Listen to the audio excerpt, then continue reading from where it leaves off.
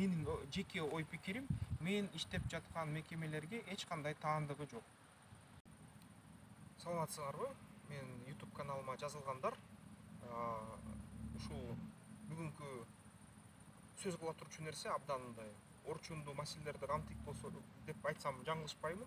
Негизи бүгүнкү көрүп атабыз, кыргыздар ошол биз аябай айкөө элебиз, аябай дипломатиялык мындай сылык, шыпа мындай сыйпалап, мындай эч кимди тарынтпай эле эртең кесепети тийип калбасын деп аябай мындай жакшы сылык сүйлөгөн элбиз да. Бирок тилекке каршы сылык сүйлөө бул деген сылык жүрүү, дипломатиялык жүрүү бул деген дүйнө жүзүндө алсыздык деп эсептелинет да. Албетте ушундай сылык жана дипломатиялык түрдө жүрсөң, башка элдерге табылга болот экенсиң да.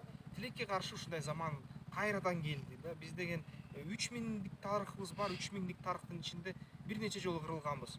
Жунгарлар, ойраттар менен алардын карамагына кирип, Чыңгызханда бир сыйра кирип кеткен Жучу уулу.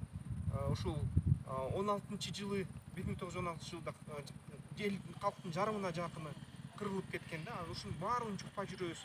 Биздин баягы азыркы урпактарга жеткире албай жүрөбүз да. Ушундай кандайдыр бир таарынычка кабылып калган элбиз да. Ошону бизди катуу таарынтып, айкөл болгон эле адамдарыбыз аман калыптыр да. Мындай эр жүрөктөрүбүз, элдин мыктылары мындай адамдай сүйлөгөндү, баягы өз баягы ар намысын бекем кармап түз сүйлөгөндөр бүт кырылып чыкты да. Ошону менен анан биз ушундай айкөл болуп калдык. Чет элдиктер айтат, биз аябай мындай жакшыбыз да, биз деген ылайыктуубуз элдин баарына.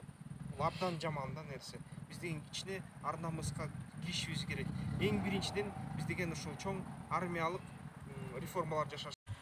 Бүгүнкү күнү көрүп атабыз, эгерде ушундай мындай олуттуу күчтүү болбосо, ошол жеңил болот экенсиң да. Бүгүн биз деген армияны кандай реформага алып келишибиз керек? Мен деген ошол Швейцариянын мыйзамдарын карадым, Швейцариянын практикасын карадым. Швейцария, Израиль, Америка Кошмо Штаттарында мисалы үчүн жакшы нерселер бар да, алардын мыйзамдарында. Ал мыйзамдарды бизге алып келип, биздин мыйзамга киришибиз керек. Биринчиден, Совет доорунан калган ошол призывдык системадан кетишибиз керек. Карагылачы, азыркы ошол акыркы кагылышуулардан бири көз ыргытсак, аяктан жапжаш балдар, 17 жашар, 19 жашар балдар баягы согуштун каршкырлары, ошол каракчылары канча бир нече жыл согушкан, ушундай тажрыйбалуу 45-50 жаштагы, 35 жаштагы ушундай бир каршкырларга туруштук берип атат. Ошондо да биздин баягы эр азаматтар эрдик көрсөтүп атат. Америка Кошмо Штаттарында мисалы үчүн ошол армияга 21 жаштан алат экен да. 21 жаштан алып 55 жашка чейин ушта кала алса болот. Америка Кошмо Штаттарында чоң согуш башталса, бүткүл калк ошол мылтык алып мекен коргонго чыгат. Израилде да ошондой да. Толук татаалдык согуш аскердик милдет. Татаалдык аскердик милдетти Кыргызстанда киришибиз керек. Аялдарда, эркектерде ошол 20 жаштан баштап, азыр бизде призывдык система 17 жаштан алып атпайбы? Бул жерден армияга 20 жаштан алыш керек. 25 жаштан алса да жакшы болот. Ушул бүт эл бирдей. 20 жаштан 55 жашка чейин. Эгерде баягы күчүндө болсо, карыялар керек болсо 70-80 жаштан чейин баары татаалдык ошол аскердик милдетке жазылыш керек. Жана Швейцариянын мыйзамдагыдай жылына ошо бүт убакыт эмес, бүт жыл эмес, жылына бир 2 жума атайын аскерий машыгуулардан өтүп туруш керек да, жыл сайын. Бизде регулярдык армия калат, бирок кошумча ага дагы ошол жалпы элдин ополчениясы дагы, жалпы эл катышат да.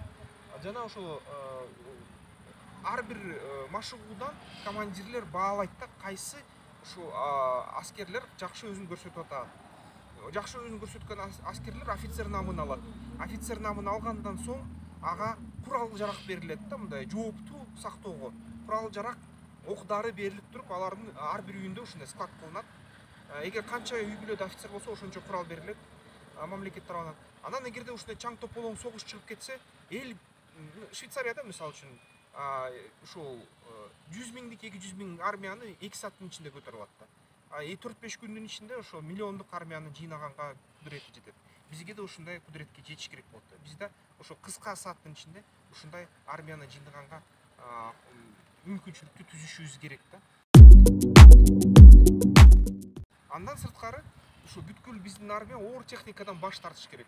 Оор техника, оор замбиректер, вертолеттор, артиллерия сөз жок, артиллерия калыш керек да. Бирок оор вертолеттор, оор баягы танкалар, алар бүгүнкү күнү такыр өзүнүн күчүн согуш майданында жоготуп салышты да. Анткени алар оор, алар албетте көп нерсени баягы жок кыла алышат. Бирок аны кичинекей 1 миллиондогон танкаңды бир кичинекей дрон учуп келип, кумулятивдик заряд менен 20 000 доллардык дрон, Javelin ракетасы $100 000, же болбосо ушул 2 000 доллардык дрон взрывчаткамен, кумулятивдик граната менен жок кылып салып атат да, миллиондогон акча турган танканы. Демек ушул дрондорго өзгөчө көңүл бурушубуз керек. Бизде баягы дрондордун операторлордун мектебин ачыш керек, симуляторлордун үйрөтүп, анан мындай дрондордун, боевой дрондорго үйрөтүш керек да. Ушул бүт кыргыз калкы канча болбосун бүт дрондор менен иштегенге үйрөнүш керек. Ушул дрондорду Кытайдан алып, запчасттарды, Кытай бүгүнкү күнү дүйнөлүк лидер да. Аякта тыйын турган ошол радио детальдар аябай көп. Мен деле өзүм кызыгам, өзүм териштиргенге аракет кылам, ушул иштетем да. Кытайдан алып ушул комплектүүчүлөр, дрон чыгарган заводдорду жасашыбыз керек. Баягы чагымчылдык кылуу дрондор керек. Ушул баягы заряддарды алып баруучу өзүлөрү мында камикадзе дрондорду, баражирующий боеприпас дейт орусча. Ушунун баарын жасашыбыз керек, ушунун баарын иштетишибиз керек, үйрөнүшүбүз керек.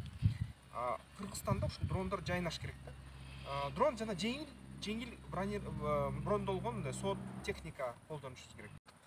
Ошол буга чейин айтылгандын баарынын корутундусун чыгарсак, токотер жерисин айтсак, 3 нерсе бизге керек. Бул деген бүткүл татаалдык аскерий милдет бүт калкка, кыргыз калкына биринчиден. Ошол жылына 1-2 жумалыкка башыгуу менен. Экинчиден, дрондорго өзгөчө көңүл, дрондорду чыгарган завод куруу. Үчүнчүдөн, бүт ушул калкта дрондор менен иштегенди үйрөтүү, атайын офицерлердин үйрөтүп чыгарып, ошол офицерлердин санын көбөйтүп, ар бир ушул офицер дронду кол менен кантип жасаганга жана кантип колдонууга үйрөтүү. Ушул 3 нерсени тез арада жасаш керек. Мен ойлойм, ушул бизди эч ким ра көрбөйт, тең көрбөйт. Тең көрүш үчүн бизди ушул күч көрсөтүш керек, сүр көрсөтүш керек жана эрк көрсөтүш керек. Эң биринчи орунда бул аскердик күчтөрдү жөнгө салыш керек. Күчтүү аскердик күч болгондо экинчи ирет бул экономиканы көтөрүш керек. Үчүнчү ирет технологияга абдан чоң көңүл буруш керек.